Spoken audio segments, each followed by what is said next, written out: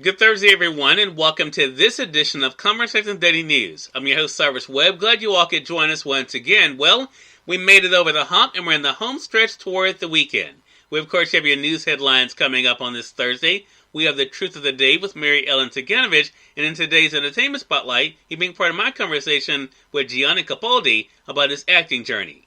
Enjoy today's broadcast. For Conversations Daily News, I'm Cyrus Webb with your Thursday headlines. In national news, Congress okays $1.9 trillion virus relief bill. A Congress riven along party lines approved a landmark $1.9 trillion COVID-19 relief bill on Wednesday as President Joe Biden and Democrats claimed a triumph on a bill that marshals the government spending might against twin pandemic and economic crisis that have upended the nation. The House gave final congressional approval to the sweeping package by a nearly party line 220 to 211 vote, precisely 7 weeks after Biden entered the White House and 4 days after the Senate passed the bill.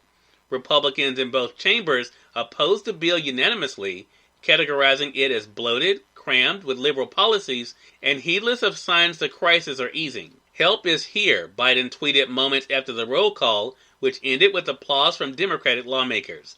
Biden said he'd sign the measure on Friday.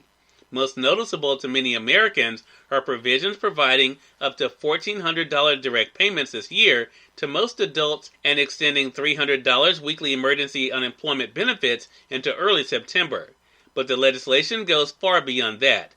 The measure addresses Democrats' campaign promises and Biden's top initial priority of easing a 1-2 punch that first hit the country a year ago. Since then, many Americans have been relegated to hermit-like lifestyles in their homes to avoid a disease that killed over 525,000 people, about the population of Wichita, Kansas, and plunged the economy to its deepest depths since the Great Depression. Today we have a decision to make of tremendous consequence, said House Speaker Nancy Pelosi, a decision that will make a difference for millions of Americans, saving lives and livelihoods. In more national news, Senate confirms Merrick Garland to be U.S. Attorney General. The Senate has confirmed Merrick Garland to be the next U.S. Attorney General with a strong bipartisan vote, placing the widely respected veteran judge in the post as President Joe Biden has vowed to restore the Justice Department's reputation for independence. Democrats have praised Garland, a federal appeals court judge who was snubbed by Republicans for a seat on the Supreme Court in 2016, as a highly qualified and honorable jurist who is uniquely qualified to lead the department after a tumultuous 4 years under former President Donald Trump. Many Republicans praised him as well, saying he has the right record and temperament for the moment. The vote was 70-30. Garland will now inherit a Justice Department embattled by a turbulent era under Trump, who insisted that the Attorney General must be loyal to him personally, a position that battered the department's reputation. In the last month of Trump's presidency, Attorney General William Barr resigned after refuting Trump's false claims that widespread electoral fraud had led to his defeat. In business news, U.S. budget deficit hits record $1 trillion after 5 months. The U.S. government's budget deficit through February hit an all-time high of $1 trillion for the first 5 months of this budget year, as spending to deal with the coronavirus pandemic surged at a pace far above any increase in tax revenue. The Treasury Department reported Wednesday that the October through February deficit was 68% larger than the $624 billion deficit recorded during the same period last year.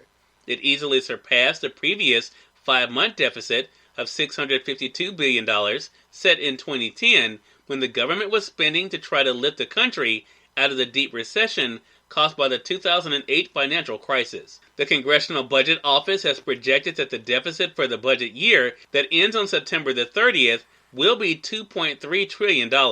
However, that estimate does not include the cost of President Joe Biden's $1.9 trillion COVID relief measure, which cleared Congress yesterday. In more business news, new owner of BuzzFeed lays off 45 from Huffington Post newsroom. BuzzFeed announced on Tuesday that it has laid off 45 reporters, editors, and producers from the newly acquired Huffington Post.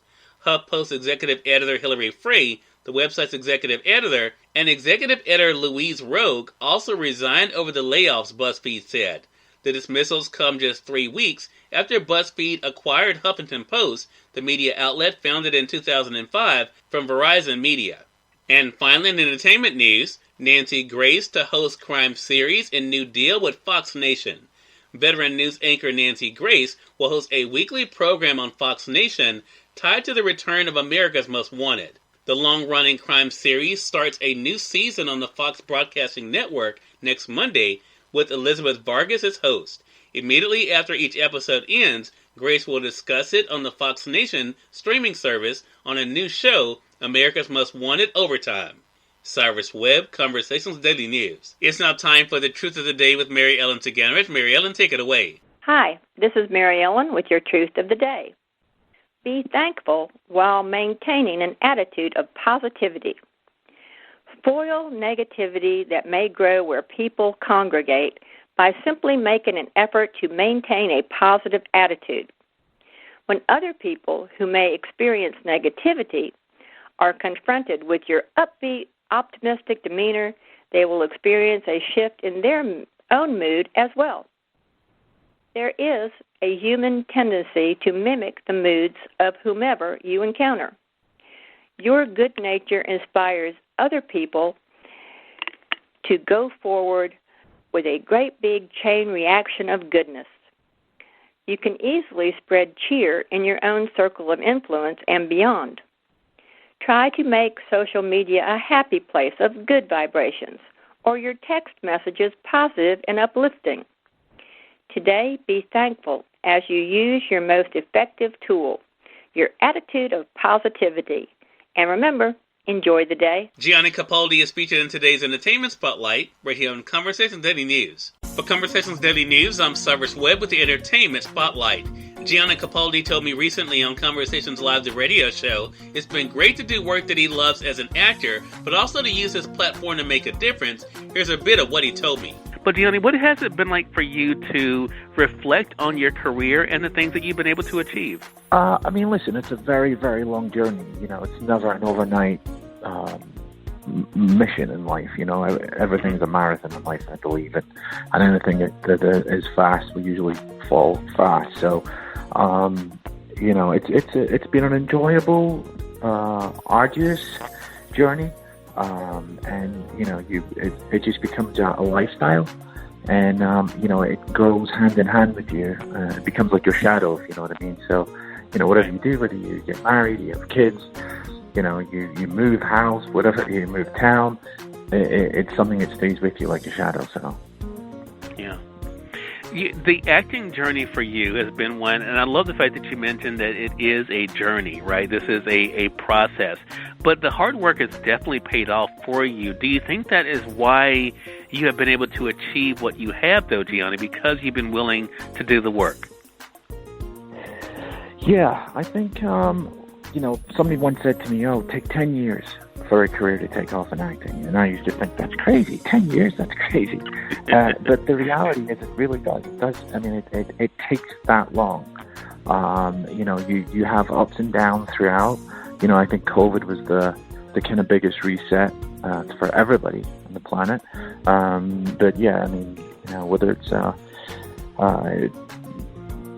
economic strains or whether it's trends, but it's definitely it's got its ups, pros and cons, but you've got to enjoy it. And if you don't enjoy the ups and downs, then this is definitely not the career for you, and it's not the industry.